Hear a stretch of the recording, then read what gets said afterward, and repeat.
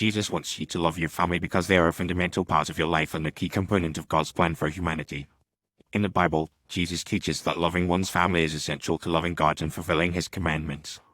The importance of family is emphasized throughout the Scriptures, from the creation story in Genesis to the teachings of Jesus in the New Testament. In the book of Genesis, God creates Adam and Eve and establishes the institution of marriage and family. He blesses them and instructs them to be fruitful and multiply, filling the earth with their descendants. This shows that family is a vital part of God's plan for humanity, and that loving and caring for one's family is a critical aspect of fulfilling His will. Jesus teaches that loving one's family is essential to loving God. In the book of Matthew, Jesus says, "Honor your father and mother and love your neighbor as yourself." Matthew 22:37-40. This commandment emphasizes the importance of family relationships and the need to prioritize love and respect for one's parents and siblings. By loving and caring for one's family, individuals demonstrate their love and obedience to God. Moreover, Jesus teaches that family is not just limited to blood relationships. In the book of Mark, Jesus says, "Who are my mother and my brothers?" Mark 3:33.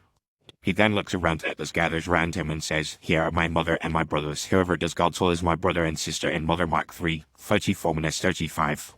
This shows that Jesus expands the definition of family to include those who are part of the community of believers, emphasizing the importance of loving and caring for one another as members of God's family.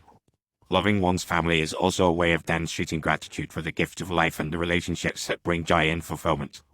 In the book of Ephesians, the Apostle Paul writes, "Children, obey your parents in the Lord, for this is right. Honor your father and mother, which is the first commandment, with a promise that it may go well with you and that you may enjoy long life on the earth." Ephesians 6:1-3. This shows that loving and honoring one's family is a way of expressing appreciation for the blessings of life and the relationships that bring happiness and fulfillment. Furthermore, Jesus wants you to love your family because they are a source of support and strength in times of need.